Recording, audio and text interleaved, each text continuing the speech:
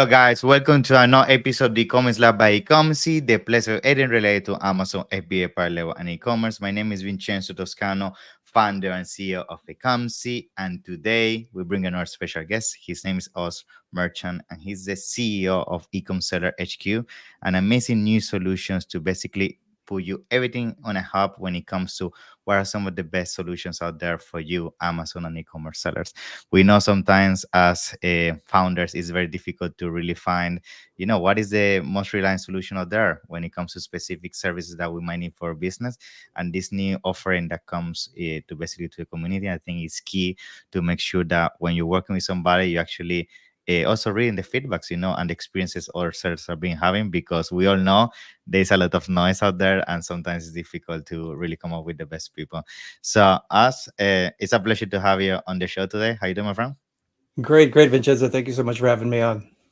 Thank you for being here. We actually been on each other for a couple of months now. We saw each other. I think the And first time we saw mm, in person was in Miami, if I'm yeah, not and then mistaken. Prosper again, right? I'm Prosper, yeah. So Yeah. we already have crossed our paths. So for those that might not know you, just give us a brief intro about yourself. I know you had an extensive entrepreneurship journey, also specifically in the Amazon space. So tell us a little bit about that, and then of course we dive into the new toy. Yeah. Yeah, yeah. So I've been, I like to say I've had three chapters in my life. Chapter one was I was in retail, wholesale, and manufacturing space, so really brick and mortar stuff. So I've had experience from commerce from that side. Then I got into high tech space. That was kind of chapter two, and then chapter three has been e-commerce, which is interesting because it combines kind of both that commerce from brick and mortar standpoint and the high tech into one platform of e-commerce. So it's been an interesting journey, kind of getting to know the e-commerce space, and it's just changing so much year over year. There's nothing stagnant about this space. So it's been an interesting process of just trying to stay up to date, keeping up with all the changes, who's coming out, who's the new players in the space, who's kind of figuring things out faster than others. So it's a learning process, and Yeah. it's a fun ride. Yeah. I think when it comes to commerce, things change so fast that, and it's happening to me. Like, sometimes 1 or 2 weeks I disconnect from the news, and you come back and everything is different, right?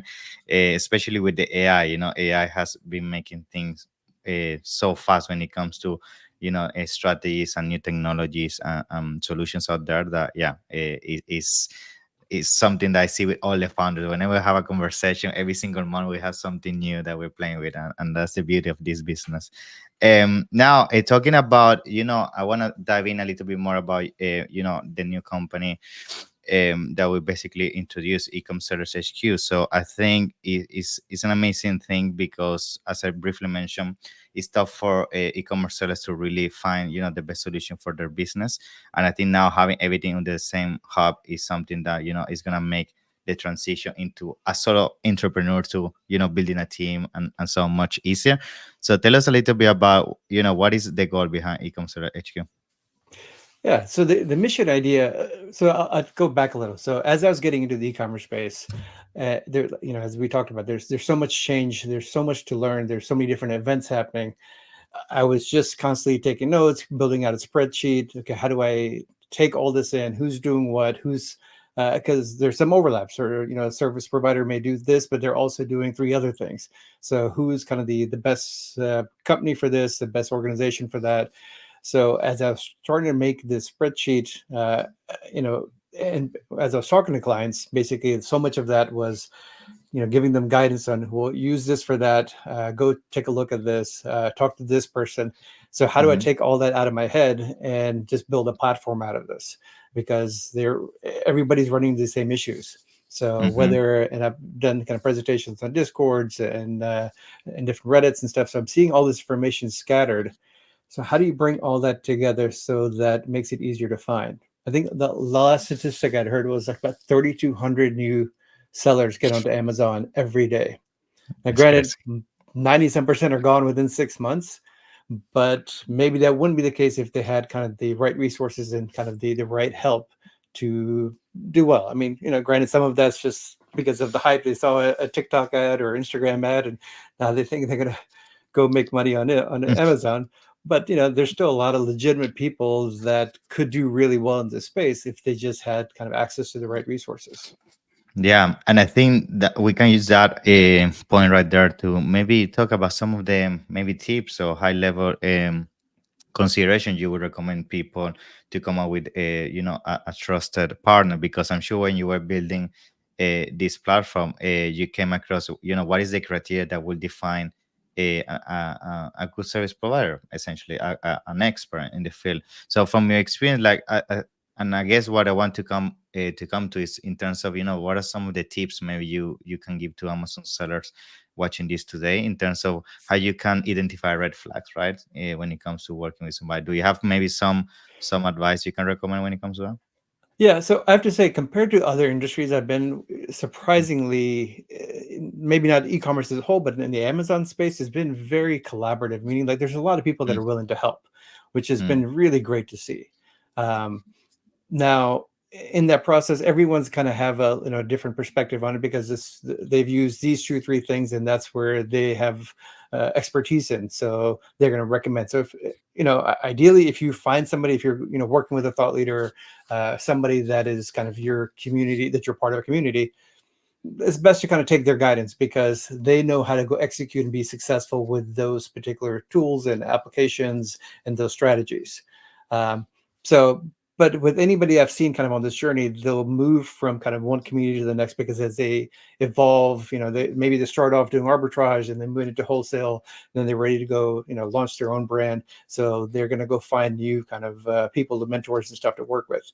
So mm-hmm, as you're going through that journey, find what works for you. And with I think anything around entrepreneurship and kind of business owners, the idea of strong opinions loosely held is mm-hmm. the notion, meaning that okay, this is works for me right now, but isn't the final and be all end all. It's okay. Where does it get me to? What's the next milestone that I'm trying to hit? And is it getting me there? So Yeah. if you're thinking about it that way, it's okay, did it serve the purpose I had for it? It got me from A to C. And now I'm ready for something else, some other set of tools, some other partners that will get me to the next level. Yeah. So that's that'd be, I guess, the key thing is find somebody who's aligned with kind of what your outcomes are for Mm-hmm. that part of that journey, and Yeah. that journey will evolve over time. The journey of getting to 6 fig is very different than getting to 7 fig and Mm-hmm. getting to 8 fig. Yeah, So for sure. And I think that's super important, defining goals, because I feel sometimes, and I talk to founders all the time, um, when they're trying to lay down the foundation in terms of what are my priorities in terms of my next step. Sometimes they're trying to make steps that you should only be concerned about that if you are a 7 figure, 8 figure, as an example. Like, I don't know, things that come to my mind is like they haven't even started and they're already thinking, oh, I need a CFO or I need a HR team or things like. It's like, guys, it's like step by step. Maybe you don't see the light or you don't see the path yet, by taking small steps and lay the foundation, so you can then see what is the next turn, right? yeah. And with that in mind, like, I think going back to Ecomcy HQ, I think something that would be interesting to also take from you in terms of a take is, let's say when a seller is looking to find a partner, right? And looking to work with somebody to help them on a specific area of their business. Are you also a big believer that sometimes certain partners are more experts when it comes to startups, to medium business, to bigger businesses? And if that's the case, from your experience of working with so many partners, how you can identify the right ones when it comes to that? Yeah. Yeah, I mean, it helps to, 2 things. One is you need to know and have understanding where you're at, Mm-hmm. and it's ideal if the partner also has an understanding what their strong suit is, Mm-hmm. because uh, if they don't know how to get to somebody that's 9 fig, and they've never done that journey, they don't have other experience with that journey, then they're not going to make a good partners for you for Yeah. that. So, Yeah. as a partner, they should also know, okay, this is where my strong suit is. This is where I can be the most helpful, versus there's other people that can hopefully help you get to that next journey. Yeah. On the consulting side, where I focus on typically is, about under 10 million. So that sweet Mm-hmm. spot is maybe 500,000, 1 million to about 10 million. It's stuff I've done a lot of times. I know kind of I have the kind of the networks in place. I Mm-hmm. know the kind of resources and a lot of the experiences and journeys you'll have. 10 million to 20, 30 million. It's a different kind of journey. You're going to have different sets of resources. You'll have more teams built in place. You'll have more infrastructure. So Yeah, and you want to think about, okay, what am I trying to get to, and what kind of infrastructure do I need to have in place to get there? And it may not be a exactly. lot, but it may be certain systems and processes you do need to have. Exactly. And something we actually were discussing before going live with this is like sometimes there's also financial constraints because let's say sometimes I find amazing partners in Ecomcy HQ, but I might not have the funding or I might not have the right solutions in terms of capital. We're having this conversation about how sometimes you can be implement a hybrid approach, right, with fractional solutions and all of that. So tell me a little bit more about that because I know a lot of people don't really know that that's even possible. They think like either they go all in or they can or they don't, right?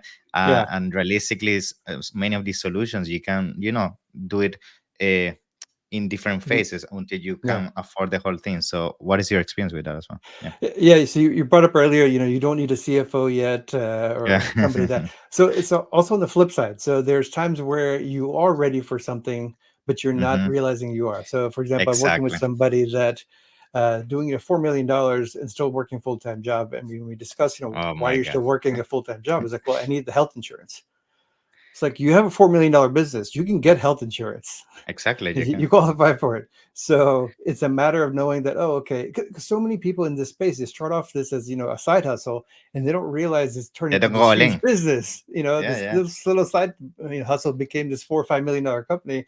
And the mindset is still thinking of it as this is a side hustle, not that this is a full business.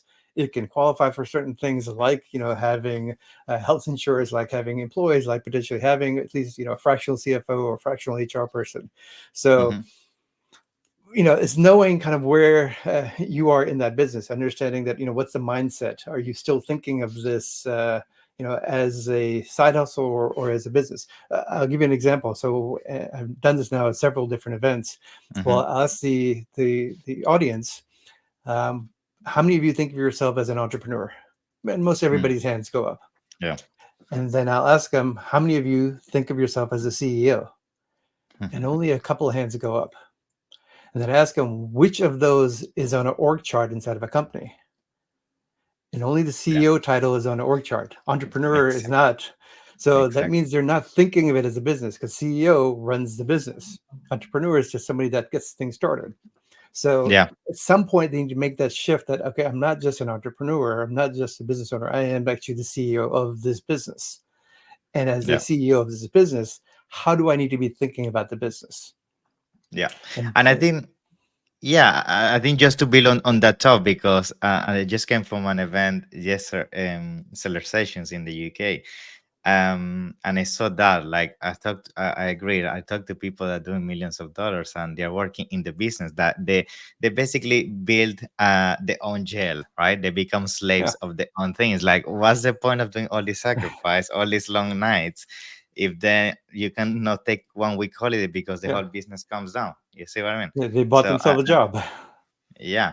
So I guess with that example I gave just there, like, let's say for Amazon search, the star hitting the 7 figures and so on, because this is a question I get all the time. Like, sometimes they don't know what is the first hire they have to do, right?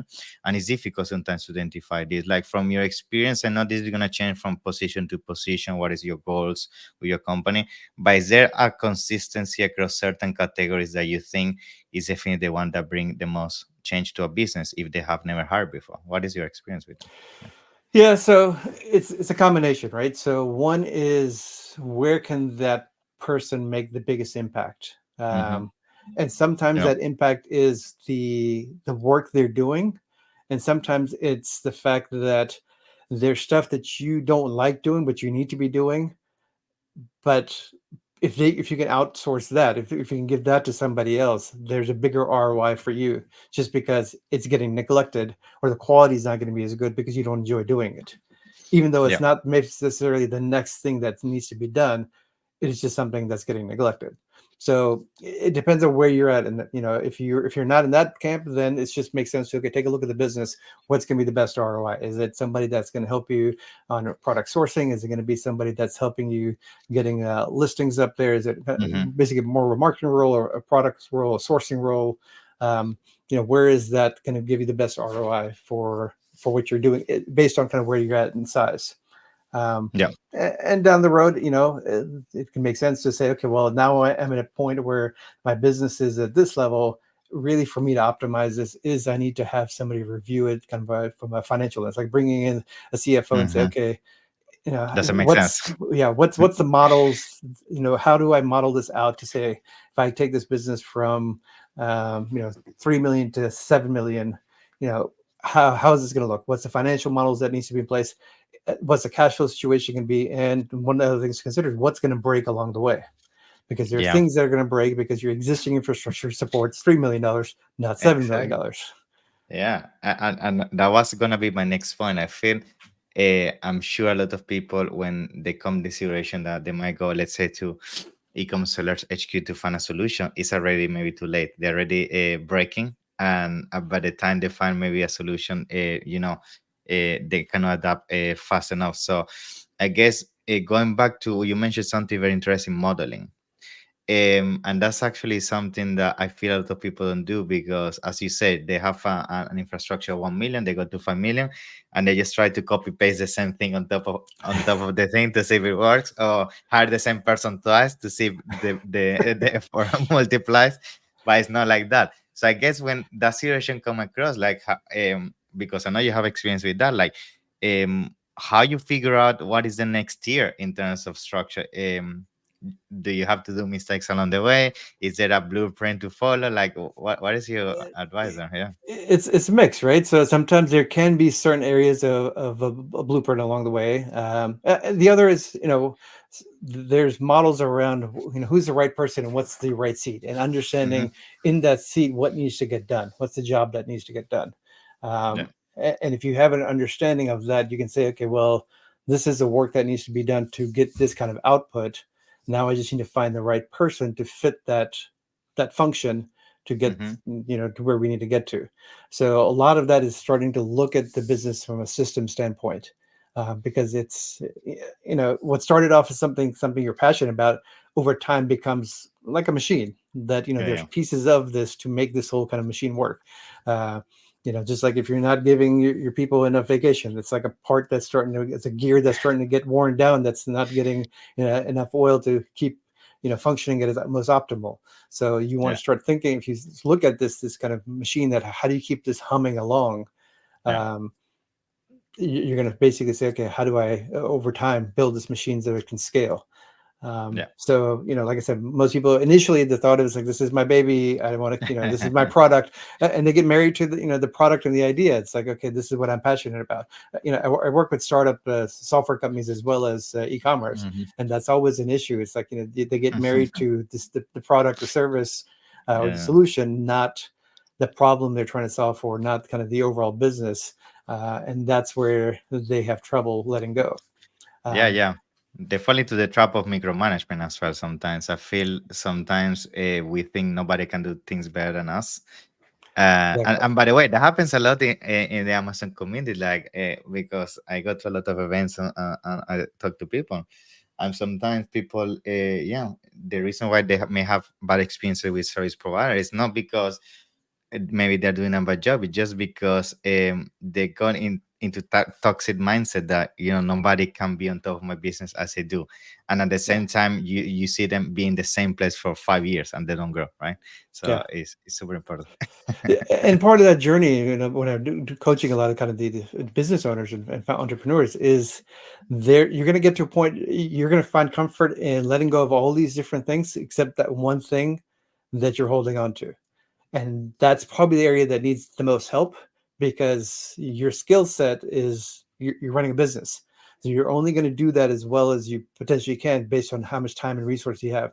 There's going to be somebody that can come in that can probably do it far better than you in probably a lot less time, and help you get to the next level. But you Yeah. have to, A, be able to hire that person, and B, get out of their way. Yeah, So exactly. they can actually, you know, excel. And also sacrifice, because I think, of course, what when you do those hires or hire a service, you need to understand that there is a honeymoon period. Like, it's gonna be a few months that maybe you don't see the Yeah. result, but again, it takes time, and then people want the results straight away. Exactly, because I mean, it's think of it. If you look once again, I go to my analogy of the machine. It's like there's just a new part that came into this, um, and it's or almost I like watching football or soccer. Yeah, Is yeah, it, and if somebody came on the field on the pitch that never played it with the team, so they haven't synced with. There's not a harmony. It's just a new player that could be a top performer, yeah, but exactly. they can't do so much until they've kind of synchronized with the rest of the team. Yeah, yeah, super important. And now I think we're going into the field of the cultural thing, and I think, um, going back a little bit to ecom sellers HQ, like, is there something when it comes to culture, when trying to find a partner in terms of a service that you would recommend? That's a very important thing, because sometimes you can find an amazing partner that they know all the tricks up and down, but sometimes there's a mismatch in the culture side of things, so, and even internally, I see that happens all the time. You could hire the perfect person, but there's a mismatch in terms of culture. So what is your experience with that as well? Yeah, I mean that happens. Ideally, if they're a big enough company that the Mm, person you're working with is maybe maybe it's the culture is expensive, or maybe it's a mm, totally mismatch between the two organization and the vision, mm, or sometimes it's just your key point of contact is not mm-hmm, a good fit. Um, the other part of it is understanding what is the scope of what the expectation with that relationship is. When mm-hmm, I'm working with a business, it's very holistic because I want to look at every aspect of the business, from the ad stuff mm-hmm, to the financials. So it's much more holistic. But very typical service provider is going to be siloed to, okay, I'm going to only look at kind of your ad business, or I'm only looking at your books, or I'm only looking at your sourcing, mm-hmm. or I'm only helping on the product research. So they don't know what the rest of the business is doing. Yeah, So it helps to have as as a business owner, you want to understand, okay, well, this is kind of, they only have the limited scope of information because I'm just not sharing much, or do they have the expertise to take that information in and do much else with it? yeah, So that's super where important. Mm-hmm, it helps if you have a sounding board of one person that at least gets the whole business to say, okay, well, this is what's working, this is what's not, yeah. what can I be doing differently. Cool. Now, changing direction a little bit, I see that within e-commerce HQ, you also have a section for events, and I want to dive a little bit, a quick parenthesis on that, because I'm a big believer of events. Like, I go to a lot of them. So, what is your take on events? Because some people say they're a waste of time. Some people say that actually it is very efficient when it comes to networking and learning. Like, what has been your experience when it comes to events so far? So part of that's personality. I love events. I've been going to Mm, two this month, one going to mm, one later this week, one next week. yeah. So, in the e-commerce space, one of the things I've seen is that because the whole business is really, you're kind of sitting behind a computer Mm, working, events as a way to, a typical escape. company, if you're working in a big Escape. company, you would have, company holiday parties. Like I Yeah. was down in Austin for Amy Weiss's and Uh-huh. Chelsea's party for a holiday, and Kevin King was there Yeah. as well. So, why is there a holiday party, and why does that many people show up to a holiday party in the e-commerce space? Is because most of these people don't have, a Yeah. 50-person Exactly. company to have their own holiday party. They're like, Yeah. okay, let's fly in, and feels like Yeah. a company holiday party. Yeah. So events serves, I think, a key function for that outlet to say, okay, here is, I'm kind of sometimes in my own bubble. Here's a kind of a outside perspective. Let me talk to some folks Mm-hmm. in real world, and sometimes just to have a human connection. And of course, depending on where you're at, kind of in your own Mm-hmm. e-commerce journey, some of the content can be very new. And we talked about earlier in the conversation, there's a lot of new stuff coming. So there may be some new things coming around AI, or somebody's talking about TikTok shops. So there's a lot of newness that you can kind of get caught up on as well. To say, okay, well, what are some people doing with stuff already? Yeah. So there's value there too. Awesome. And now, a last thing, so we can start concluding. Something I want to bring to the table is how we can combine some of these solutions we can find in terms of e-com sellers. HQ, and also the financial side of things, because I think sometimes, as we mentioned, it's the right time to invest on some of these partners, or experts to come on board, but sometimes the finance might be a little bit tight, or we might not have the solution to really afford us. But at the same time, finance and capital is always out there. A lot of companies use that to grow, and I know you have a lot of experience when it comes to that side of things. So how you recommend e-commerce sellers leveraging, capital to maybe bring their business to the next phase? Because I know a lot of people is afraid to do that because they don't want to go into that. But sometimes, I mean, and we see all the huge companies use that to grow. So, what is your take on that as well? Yeah, I mean, I guess first off, it's people still think of debt as a four-letter word, and it's not. Mm, It really is in such a capital-intensive business. And I know I've met a lot of business owners that take pride, and I did this on only my cash. own. Yeah, Yeah, only cash. I did it with cash. I did it with my own. But and nothing wrong with that. Yes, you can do that. You can achieve it, but you're going to only scale, but so fast, and Exactly. it is a competitive environment. So Time is you're money. all If time you is money. take Yeah, 2 years more to get there, your competition, yeah. competition. And I've seen people that will take a business 3 years, have an exit, turn around, start over again, and do it in 18 months, and basically grow it that much faster. So there is something about having speed in business, Hmm. that's a critical element to it. Yes, every big business, I don't know of any big business that's made it with just cash. They've Yeah, all yeah. used leveraged debt, in an intelligent way. So meaning that they're not looking at just cost of capital. They're more specifically looking at ROI on capital. Hmm. And we were talking about that kind of the journey of, like, if you're smaller versus bigger. Yeah, in the early days, you're going to be thinking about it from a cost of capital because every penny counts. But as you start scaling up, you need to start thinking less about cost of capital and look at ROI capital.